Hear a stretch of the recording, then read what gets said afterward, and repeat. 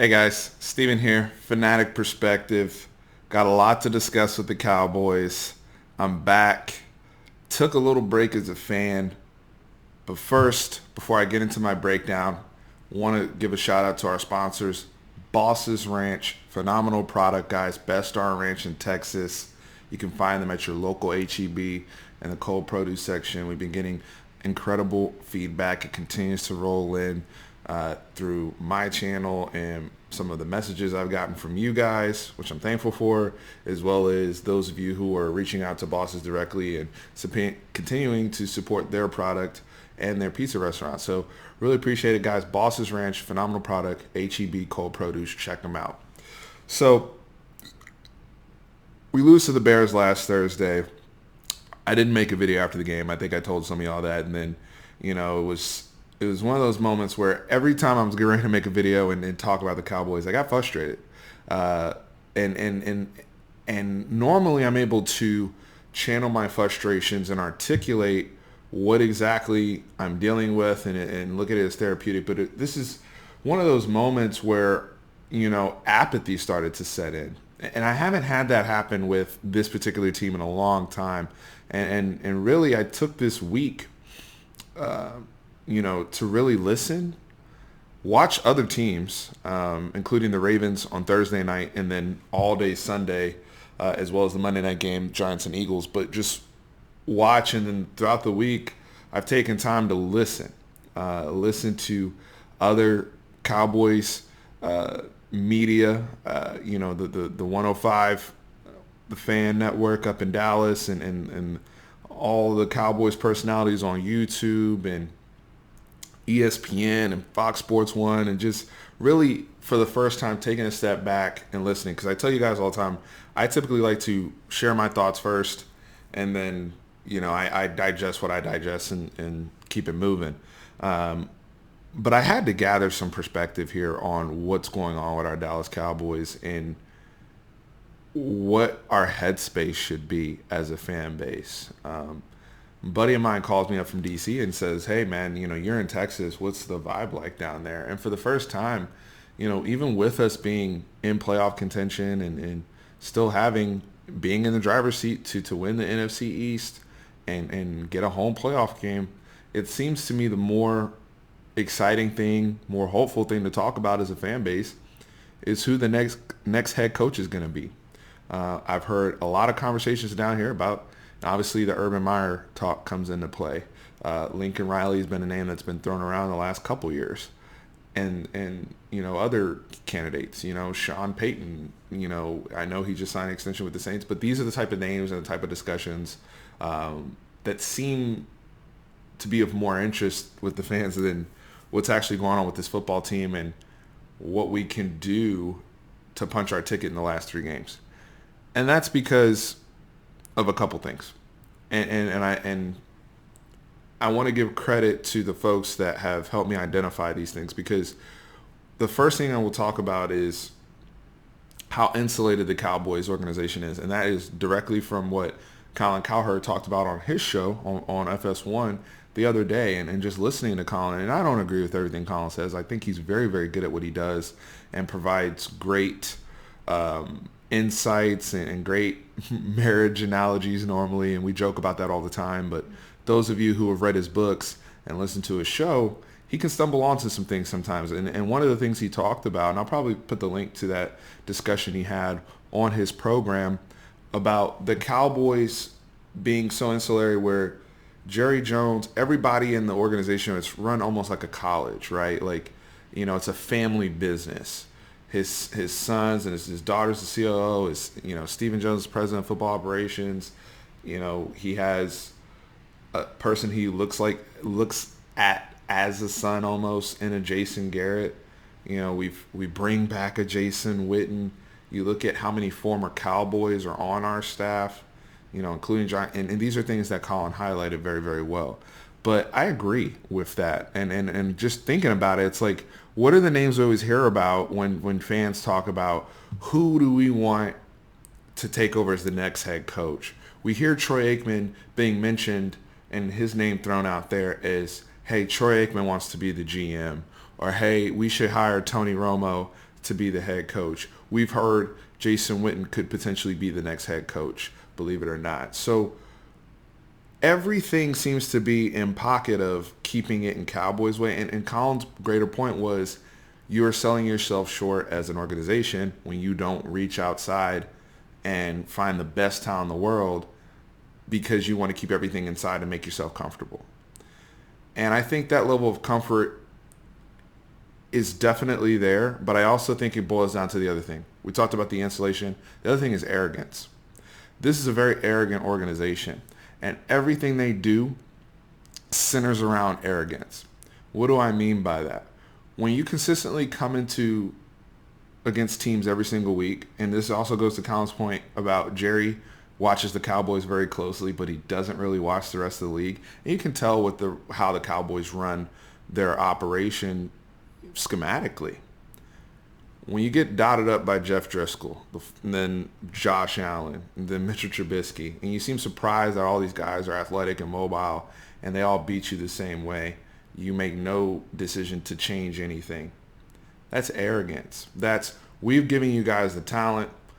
We don't care what the scheme is. We want you to go out there and execute because you're more talented than the opponent. We are not in the business of game planning each week to take away people's plan A or take away people's strengths. The only time you see us do that is within the division. Because we seem to play like a different football team. We seem to have a different level of preparation when we're playing divisional opponents versus the rest of the league. And it's very, very disappointing to see that. You see the level of arrogance when you get beat a certain way in a playoff game last year against the Rams where they run the ball down your throat and you do nothing to address it. You say, you know what, we're going to run it back with the same guys, and we feel as though we're just going to out-talent the opponent again, and you do nothing to even supplement or help even the same guys you're going to keep. You change nothing. That's arrogance. It's arrogance when you look at the offense. Sean McVay coming out this week in his press conference and making the comment that when he watches the Cowboys offense on film, he sees a lot of Scott Linehan. He basically alluded that it is the same offense that we've been running under Scott Linehan for the last 5 years. The only difference is Kellen Moore has added a couple wrinkles, mostly with the motion stuff that he kind of took from Sean McVay, and added a few more wrinkles with the RPO stuff. That's it. It's Scott Linehan's offense. I don't disagree with him.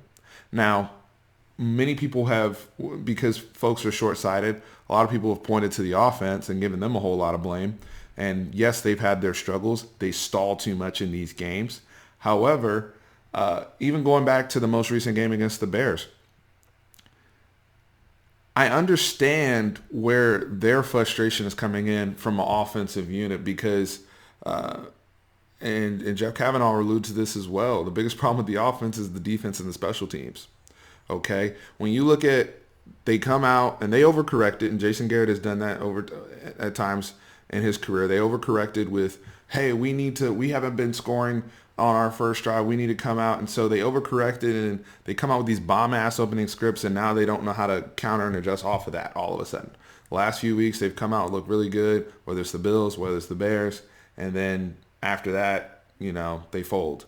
You come out on a 17-play drive, you look, everything's clicking. They convert some third and longs. They get in the end zone. They're running the ball well with Zeke, and everything goes essentially to shit, right? So, but where does the why am I not placing more blame on their shoulders?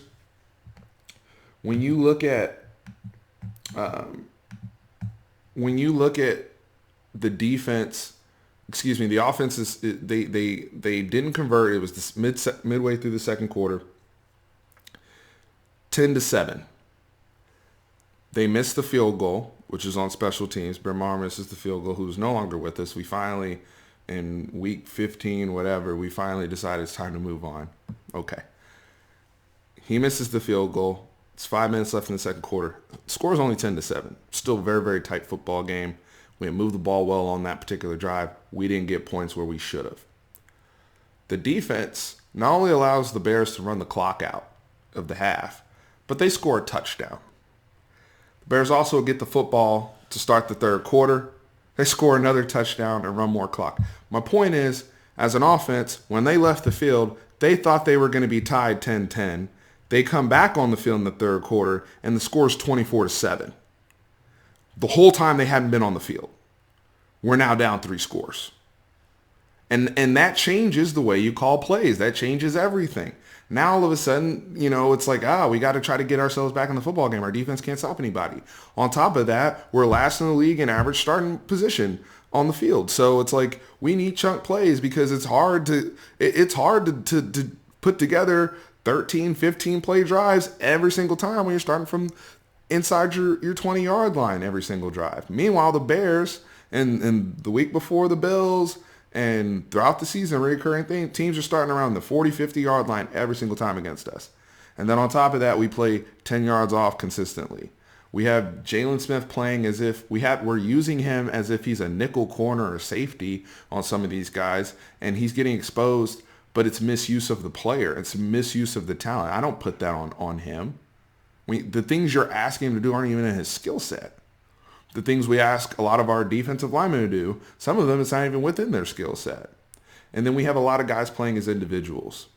So to me, all that borders around too the arrogance of the organization, the arrogance in your culture. Look, I'm not trying to just sit here and rag on the Dallas Cowboys for forever for this whole video. They've won a lot more games than many other teams in this league over the last 4 or 5 seasons. This isn't a poorly run organization, but they are as Colin said, and he hit on the head, it's a family business, and they are limited because of Jerry Jones and the fact that he wants to be comfortable. There's no conflict in the meeting rooms. There's no conflict when decisions are made. They don't want to give Will McClay the appropriate title that he should have. They don't want to have people coaching this team that are outside of the Cowboys infrastructure. So you limit yourself. Let me ask you this.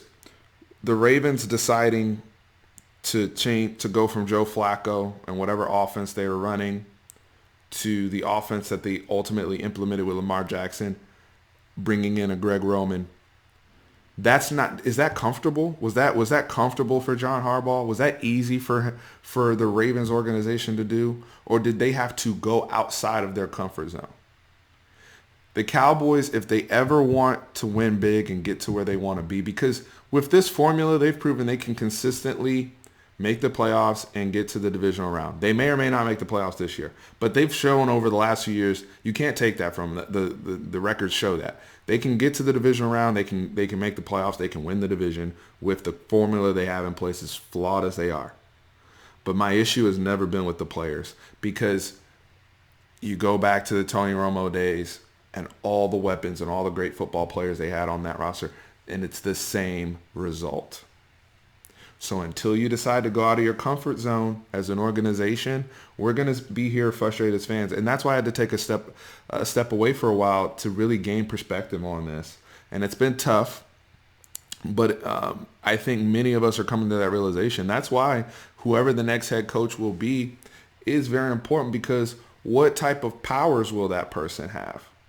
What type of relationship will they have with a Jerry Jones? Will they have the freedom to say no to certain things and maybe that's unrealistic at this point. Maybe it is Jerry's way or no way.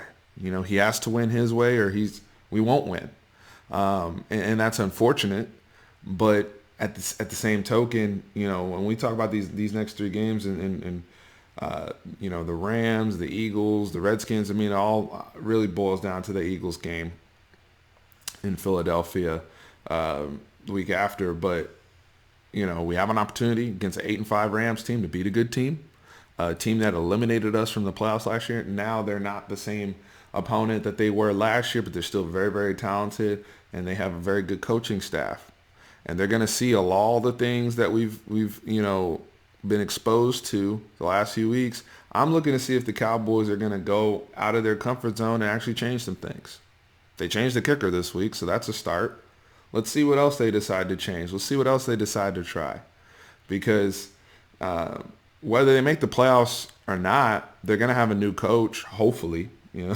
If they don't do that, then they're really even more insulated than we've let on. But we'll see what they come out with tomorrow. So I just wanted to share my thoughts. Again, long, a little bit of a bye week for us, but time to clear my thoughts and clear my head and get back to you guys. Appreciate y'all. Appreciate Boss's Ranch. And guys, let me know in the comments how you feel, and if you have any thoughts that are similar to mine or different. Looking forward to it. Peace.